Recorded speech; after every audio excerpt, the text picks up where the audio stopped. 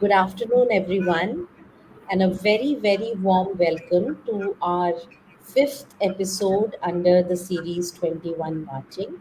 I am Sonika Aaron, Managing Partner of Marching Sheep, and today we are going to be talking about locomotor disability.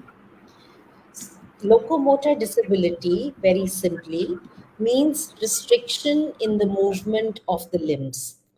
Strictly speaking, locomotor disability means problem in moving from one place to another. That is a disability in legs. But in general, it is taken as a disability related with bones, joints, and muscles. It causes problems in a person's movements, like walking, picking, or holding things in hand, etc. So today we have with us Gauri Gupta, a student, writer, artist, and a disability inclusion activist. She has recently graduated in philosophy honors from Lady Shri Ram College for Women, Delhi University. She lives with spina bifida. And Gauri, you'll have to help me how to pronounce mylomenin, It's myelomeningocele. mylomeningocele, Yeah. which has led to locomotor disability for Gauri. She works as a writer, artist, and a disability inclusion activist. She is also a para athlete at the state and national levels. Growing up as a wheelchair user, she always struggled to fit in an able bodied society. In her own words, our general understanding of disability as a society is usually based on all or nothing approach.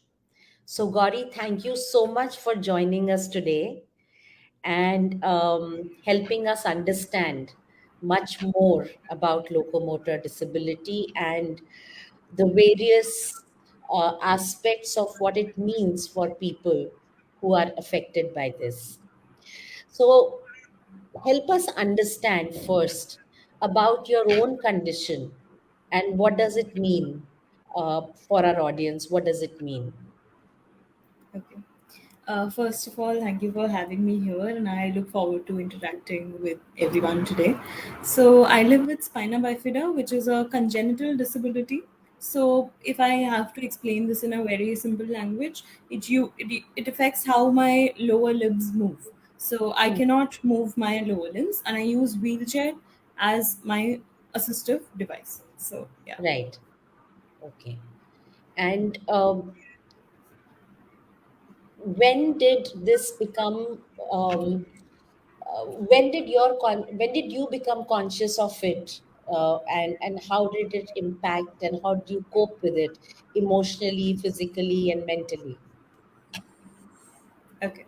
So it's since it's a congenital disability, it has always been there from the time Yeah. I've taken birth. So I knew I had a disability, but the actual understanding of it started coming as I started growing up. So, Right. maybe 7, 8 years, 9 years, that age, when I started to become more conscious of my body and myself. So, coping was not something, I didn't struggle with accepting myself. That was Hmm. not the problem. The problem was uh, embracing disability as a part of my identity. So the problem that I actually faced in terms of accepting my whole identity, it was actually asserting my disability as a part of it. I kept on Hmm. erasing it for the longest time, just trying to compete with the able bodied peers that I had, the people that I saw, because I felt that I didn't fit in. I just felt very left out from everything. So that was a problem for me. Hmm. And so the main challenge, I don't think it was acceptance of my identity as the person who I am, but for me, it Hmm. was asserting disability as a part of my identity. So, Hmm. yeah. So I'm just trying to understand this because I think it's a very important part. Because as a child, I think this was a part of your reality from birth, but it came into your consciousness at the age of 8, 9, or 10, when you started, when you thought you had to fit in. Yeah. Yeah. And Yeah. but you know, how was it from let's say from others? What was the acceptance or inclusion from people around you, from your peers, from educators, from extended family, society at large? How was the reaction or inclusion from that end? Okay. So if I have to talk about, beginning the first relationship that I had, that was with my parents, right? Yeah, They have been extremely supportive throughout. They have made me assert disability as a part of my identity, in the essence of my being, but in the same time also making me feel that I'm no less than a person. yeah, So I think that has been my biggest support. And in terms of peers, I have had a mixed bag, honestly. So if I talk about my ages between 7 to 11, I didn't exactly have friends where because it's the time where people start forming groups, and you start finding people who you fit in with, and people just thought ki nahi yaar, we won't fit in with her. mm, So I was always a little left out, always on the outside. She won't be able to do, everything. We can't go everywhere with her. She can't do everything that we do. She's not that cool. So that was there. And then, of course, the perception of normal that we have. So that has always been there throughout my life. So people constantly telling me, you're not normal. So when I say we have a all or nothing approach, so either though you are everything if you're disabled, right? You're an inspiration, you're a motivational icon and whatnot, which isn't ideal. It is not supposed to be that. I'll come to that. And when I talk about the nothing approach, it's dehumanization. You don't belong in our society. So we have very extreme opinions about disability when we talk about it. So when I say that we have this when I say that inspiration or this motivational icon sort of a approach is problematic, what I mean is it's putting us on a pedestal that we don't deserve to be on. We are just people. Our abilities, I find the term differently abled or specially abled, all of these things very problematic. That is because of the fact that when we say you're differently abled, you're basically implying that I can do everything differently, mm, right? That is not true. That is mm, not true. I wish somebody, as a kid, as a child, somebody had told me you're disabled, and that's okay. Disabled is not a bad word. So when we are enforcing these terms like, differently abled, as a wheelchair user, can you expect me to maybe jump differently or run differently? That's not possible, right? But I can be good at other things, and that has nothing to do with my disability, right? So the term differently abled is invalid in itself. I can't do everything differently. So, right. and all of these things, similarly with the term specially able. So people, people in our Indian society, they have this perception, as a child, and even now people often tell me, he it's okay, God took one thing from you. You have some sixth sense, or you have some special ability, or you inspire us. That is not fair. As a child with disability who has no understanding of all of this, what it means, coming from someone trustworthy, or coming from someone they consider close, they will believe this stuff, right? And all of this has to do with the fact that we still have so much stigma around the word disability. We think of it as a bad word, even when I go out in public, and even my friends sometimes, they have said things like, you're not disabled enough. So we have this perception of what disability is supposed to be like, how disabled What does that individuals are mean? supposed to. What does Huh. that mean? You're not disabled enough. You're not disabled enough in the sense that you don't look like a disabled person. So it has to do with the stigma of how disabled people are supposed to be in the society. Look a certain way. And as a wheelchair user, I usually use public transport or metro, or I am comfortable, traveling around independently. So people say, "Ki, "ठीक है, why are you calling yourself disabled?" the fact is that there are some things that I cannot do, and it's very important to understand that it is not something, bad, or something that just, happened, or something. It is not. It does not always have to be so tragic, if I'm being honest with you. So yeah, So, that is the perception that we are combating. are you saying that there needs to be a certain bicharapan around disability? Yes, many people have this kind of perception that, I they are amazed when they find myself rolling my wheelchair on my own, or moving around in public spaces or metros alone. They are Hmm. amazed. Oh my God, you're a hero! How can you do this on your own? Hmm.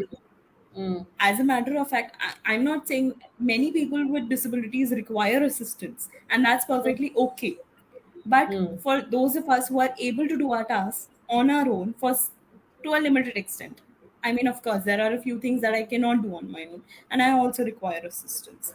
That's all Hmm. right too. So we have this kind of, you know, uh, so if I have to explain this in a simple way, when we scroll through Instagram, I guess everybody must have seen this. We see a person a picture of a person with disability, and then there is, say, one like is equal to one prayer. That's inspiration porn.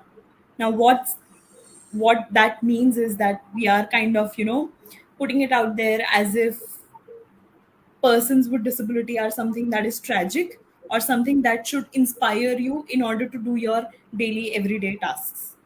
Hmm. So our trauma, our experiences are seen as a source of motivation for able bodied people, which is wrong. So that is the main point. I hear you. Yeah. Uh, so what I hear you say is that, and help me, okay, on both the extremes, that on one end, uh, being disabled, uh, one, there is no becharapan, or there is nothing like that.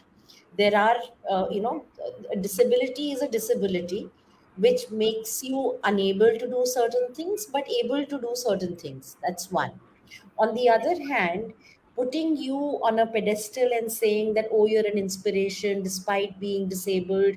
For example, now saying that, oh, you're an athlete at a state level or a national level, but then so are people's able bodied people. Putting you on a pedestal, that is also wrong, using you as an inspiration, right?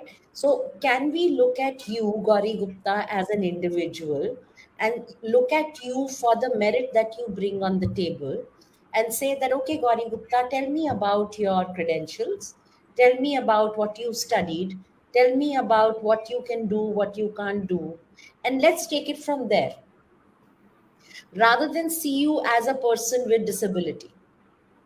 No, I don't think I meant that. I mean, I Okay. respect your opinion. The fact, Hmm. what I meant was that the two extremes are either the one that you told me about motivation and putting us on a pedestal, which is wrong. And the Hmm. second extreme is not where the disability is disability. It's where people with disabilities are seen as agents who are not supposed to exist in the society, and not supposed to do certain things. People have come to my parents, told me ki, why are you, investing, Hmm. matlab, you go to college, she goes to college, how, why? So that is the kind of perception that is also there. What it Yeah. is supposed to be is the ideal ground that is supposed to be there is where disability is just a disability. And I agree that you should see me for my credentials, my merit, all of these things should be there. But at the same time, my disability is something that needs to be acknowledged. It shouldn't be everything about me, but it should be acknowledged as a part Correct. of me, because obviously it affects my certain daily life activities, my abilities, all of these things. So both the things should be kept in mind simultaneously. Beautiful. Beautiful. Yeah. Now, I want to stay with your childhood. Okay. Hmm. Um, you did speak about being left out. Uh, I won't blame the children. Now, Hmm. children, can't, I mean, I sometimes see my children also making comments and they would body shame children. And it's up to me as a parent to guide them. As a society, with educators and older people, do you think there is sensitivity towards children with disability? Okay, so I'll tell you a very, real life example. Let's say I am strolling down my park in my society, right? And a child with a parent walks by me, and the child asks me, "Ki aapko kya hua? What happened to you?" The parent, instead of explaining the child about what disability is, we shush the children. We don't let them ask questions. We tell them ki, we make up things like she didn't listen to her mom, or she didn't eat her food on time, she didn't do her homework, that's why. Or she's just hurt, it's okay, she'll be fine in 2 weeks. We make Uh, up stuff like that instead of getting down to the root of it, explaining them that this is disability and it's fine, it exists, right? Instead of giving the right type of education about it, we try to sort of shut down the topic. Or mm, it's one of those things that always go under the carpet. It's not mm, something that's discussed. mm. So when I talk about, as you rightly said, we cannot blame children. It's the Yeah. fact that it's not just parents. If we talk about our education, our academic curriculum that's there, nobody talks about, no subject talks about disability in its right senses. We do not have disabled history as a part of our curriculum. That is not Mm, something that we are taught about. We are not even explained the concept for in like, I was at least not, I didn't study it in my school. So mm, that is something that is not there. And mm, then of course the perception of normal. So we, as people, we have this habit of categorizing everything into normal and not normal. That's always there. mm, So everything is black and white for us. So mm, disability is always put in this not normal category because it's not seen enough. Now it's a cycle. Our society, when I also mentioned about living in an able-bodied society. Now why I call it that, I'll explain to you. It's because of the fact that in the infrastructure, the design that's around us, that's not accessible, that's mm, not inclusive. mm, Hence we as disabled folks, we cannot come out, we cannot function to our best potentials, we mm, cannot move around as easily. That's one factor. Then of course you don't see us because we are not around. You yeah. can't, you don't see us in our everyday surroundings. You may only see one person with disability or two person with disability ever in your life, but you will not, you will not see us that often. Mm, You don't see us, hence you don't know about us. yeah. It's a whole cycle. Yeah. So inclusion, it's a very wide topic. And then Yeah. of course there's mainstream media. We have this problematic representation of disability in our mainstream media. Either we have this chota don sort of villainization that's there, right? You will see many movies are there, I cannot recall at the moment, but many movies Or are there. putting it as a comic, this thing, Yeah, or yeah. yeah. We are either shown in a very comic way. This one, Houseful Yeah. three or two. Yeah. I'm not very sure. The three people were shown faking disabilities. It further adds Yeah. to the stigma, that we are faking our disabilities or it's something to be made fun of. It's comic. So Mm, that's there, and there are many movies like that. So there is no proper representation of disability in our mainstream media. And by representation, it does not always have to be about education. Sometimes mm, it can be instrumental.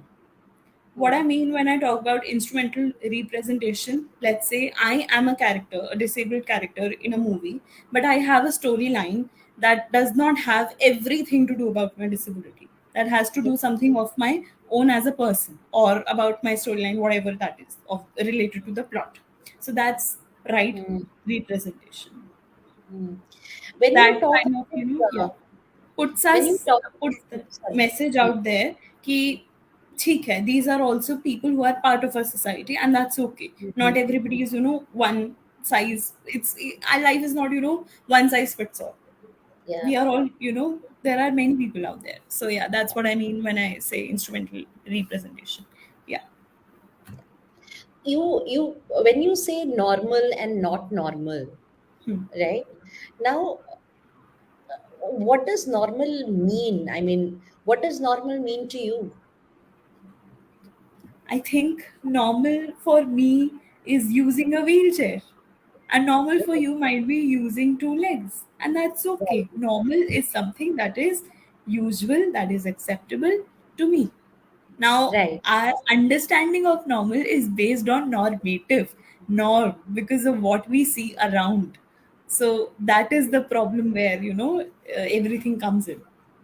Thank you for making it so clear. Thank you so much. My next question: schools. How inclusive were schools for you? I have changed three schools in my life, and all three completely different experiences. So, Mm, my first school where I studied in, till fifth standard.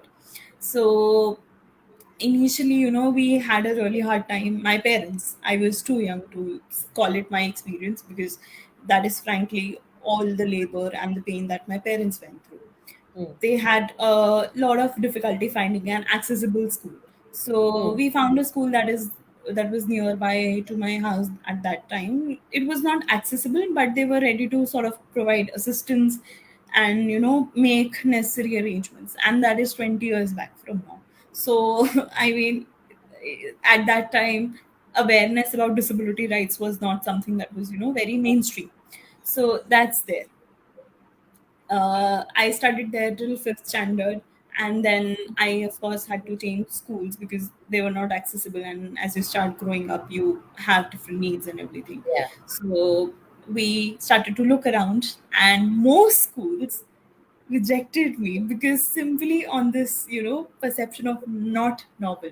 This child won't fit into our normal environment How with our many? students. Many schools, many schools. I'm not going to name any of these schools, but many big brands went on to reject me just on that ground. So that was there. Then my parents, I was to start with my sixth class. So my father decided to file an RT petition against all of these schools, and that is how I got my admission in one of the, that school was very uh, renowned at that time. So yeah, I went there, and they were accessible. They were accessible, but they were not inclusive. So they had lifts, they had ramps, they had all of these things.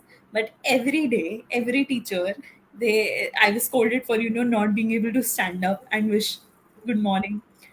I was not part of any annual day functions and everything.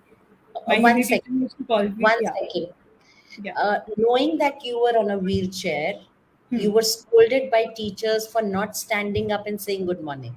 Yes, You've got to yes. be kidding me. Yes, that was the kind of environment that was there. It was a very horrible, horrible environment that I stayed there for 2 years. And And how were the my students? Hindi teacher addressed me as Dumbo in class. So that was there. So that was the kind of bias that they had. And what And about I had no friends because, it was an all girls school, and I was 11, 12 years old, I think. So they had this, kind of perception that she won't fit into our groups. Ye theek hai.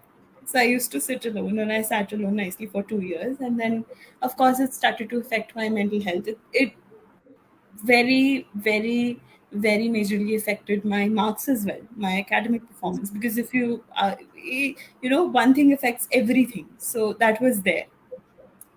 right? And then my parents, they started to realize that okay, this is not going to work out. And then we shifted to another school which was accessible, and they accepted me, and things did start to turn around. And the problem that comes in between all of this is I started to blame myself, and so did many people.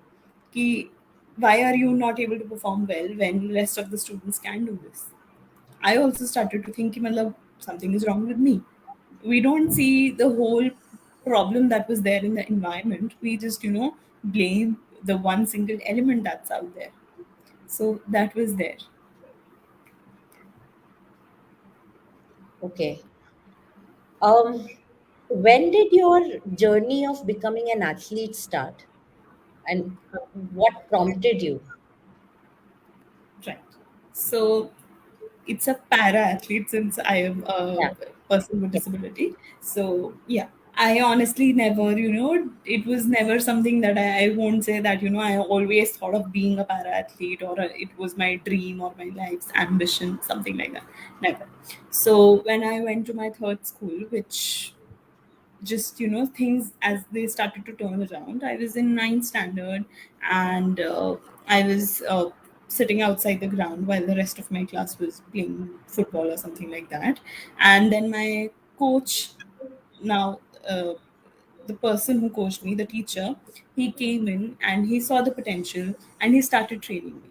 So then, of course, I went on to train for, I think, 9 to 10 months before I competed in nationals in 10th class. I was the youngest player out there, and Hmm. that was the first and only competition that I lost. So I stood fourth in that, and I competed with the very renowned para athletes who have played Paralympics for Rio and won medals as well. So that was there, and I was, I just felt, I for 5 minutes I felt demotivated. Ki, "ठीक है, I cannot do this," and then after that I felt motivated that I have to win the next one. Then I worked harder and I went on to win zonals, state, and then I played nationals again. And Okay. again, so that was there. So for state, I have played three games, that is shot put, javelin, and discus. On national level, I have played shot put and javelin. Javelin Okay. has been my main game. So yeah. Okay. Very good. And did you make friends in your final school? Yeah, I made friends that were my best friend is still my friend from my school. So that Okay. was always there, and my teachers were also, of course, I'm not saying that in the bad school also there were one or two teachers that were good. So no one place can always be, extremely good or extremely bad. But with the right support, with the right environment, things do Hmm. start to turn around. With Hmm. what changed in the third school was the fact that, people were not doubting me, and Hmm. nobody was making me feel that, that you're not supposed to be here, but we had to take you because we didn't have a choice, because we had a RTE petition. So the thing with RTE petition is that if you don't admit a child, there is some kind of penalty or fine. That is something that I'm not sure about, but yeah, and action is taken. Yeah. So that the it's the difference was having somebody because they deserve to be here, and having someone because you had no other choice. So that Hmm. was the difference that was there. Hmm. So yeah. Okay. So you also now speak a lot about disability inclusion, and it has also been evident in the way you've spoken in this conversation. When did that start? Because you speak with a lot of passion, and your knowledge and your it comes through, Gauri, honestly. When did that start, and what all are you doing in that area? Okay. So everything that has happened in my life, every good thing I would say, has happened, very randomly. Hmm. It was never my life's dream to, and for the longest time, ironically, I was hiding from my disability. I would not tell people, that I have a disability. Oh, I just have a temporary, problem. I'll be fine. I used to tell that when I was 8 or 9 years ago, 8 to 9 years old. So that Hmm. was my perception. But I think it was around 4 years ago that I truly, when I, no, not 4 years ago, in college actually, I started to accept myself more. When I, started to become more independent, to know what it's like. And it just started. becoming a part of me that I'm proud of. It's not something that I'm ashamed of. So, how the journey of activism started was thanks to an article that I wrote about 3 years ago. So it was about how we have this perception of normal. So I call it normal is just a state of mind. If you Google it, you will find it. So that was my first article. And I just wrote it about how I shared my experiences in metro. So, as a wheelchair user, what it's like to travel in Delhi Metro. There is lots of staring, sometimes there is commenting, sometimes there is pushing. There are lots of experiences. So, I just, made a blog and I posted it randomly. And it turned out like it had a very, very good response. I mean, of course, hate is always going to be there, but the kind of good response that I started getting messages from other people with disabilities telling me that they relate, and it just started from there, step by step. And then in 2019, I think, no, yeah, in 2000, beginning of 2019, I posted a picture of myself in a wheelchair, and I captioned it "freed." So that had to do with the fact that before that I used to refrain from posting a picture of myself in a wheelchair because it was not pretty enough or ideal enough. So it, because we have these kind of standards that we believe in as a society कि ठीक है wheelchair not cool enough, not worthy, not Instagram worthy. So yeah, that was my beginning of journey of activism in 2019 that actually went up and up after that. So that was there. And then I found this wonderful community space eventually of more people with disabilities talking about their experiences. And it's a wonderful community. The friendships that I have built now, thankfully, so that was also there. And then it the journey of activism is not something that I did for someone else. If I'm being very honest with you, it was not to motivate anyone. Now, even now, I think people will, be like, "You are very inspiring. Thanks for motivating us." My traumas are not supposed to motivate people. It's supposed to educate people to make a Educate. change, do something better, do something about it. So that had to do with this fact, and also to sort of come to get rid of my shame that was there about my disability. So, it was just, my tool to embrace myself in a better way. And then in the past 1.5 years, I have spoken at about 100 plus events, podcasts, sessions, institutions. So that is now what's going on. Now I work as a writer and also as a illustrator for all of these things. So as an illustrator, I usually uh, advocate for disability rights in form of artwork. So Okay. that's also a part of it. So because representation, and it does not always have to be in one way. There are different ways that you can advocate for. So that was there. So, if you were to give a message to employers for people with locomotor disability, what would you like to tell employers? Employers, first of all, stop rejecting us because your offices are not accessible, your environments are not inclusive. Stop using that as an excuse. Make the change instead of saying that we are sorry, we can't have you, you have the qualification but we are not accessible, we can't have you there. So that's very discriminatory and that's very exclusive. Stop doing that. See us for our merit, see us if we are capable for doing the job. Make the arrangement. Even now during the pandemic, we all, most of us are working from homes, right? And now suddenly we are able to make the arrangements of remote working conditions. Why not in everyday lives when persons with disabilities need flexible working hours, remote working conditions, all of these things? Why is it not something that's done? Why is it Mm. seen as why is it seen something that cannot be done because that's very that's unfair to other people? So why is it seen something like that? And it has happened with me as a college student when I used to apply for internships in my first year, second year, all of these times. Employers used to reject me on the fact that, you are disabled.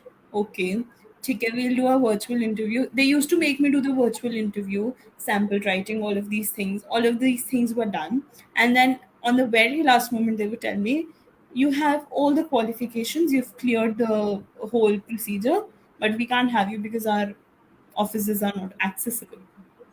So So didn't we they need do to that stop. earlier? Yeah, we need to stop seeing that as an excuse. Make more inclusive policies.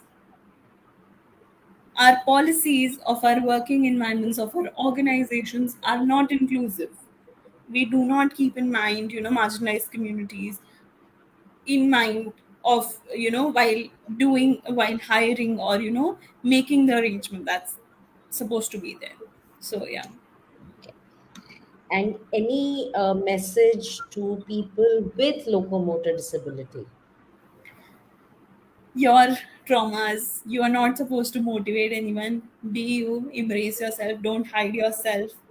And it's okay to, feel the negativity. You don't have to be, people, as a person with disability, I'm constantly told to be more positive, as if positivity is going to fix me. So matlab, you don't have to fix yourself. It's okay. We all have our low days, it's fine. And just don't let anybody, take advantage of your traumas as a motivation, or don't let your traumas be somebody else's source of inspiration. It's okay to be inspired. See, I'm not against, anybody being motivated or inspired. It's just the fact that it should be for the right reasons. So yeah. That was very nice, Gauri. Thank you so much. Thank you. So, for everyone who watches this video, I sincerely hope that Gauri's made some very, very relevant points, very well thought through, very hard hitting points. I really hope, and it is not just for locomotor disability. I think what she said makes sense for just about every disability. I really hope it makes an impact, because that's what we are trying to do. Every conversation that we have in this series, in this 21 marching series, is it's a very earnest attempt of creating awareness and including people with disabilities in mainstream employment, giving them equal opportunity so that they can really fulfill their dreams. And I hope what Gauri said today reaches more people, as many people as possible. So please share this video within your network, share it far and wide. The more people we reach, more impact it will have. And we will be back next week with another video. Thank you so much for tuning in. That's all from us. And thank you once again, Gauri, for joining us today. Thank you. Thank you. All right. Bye bye. Bye.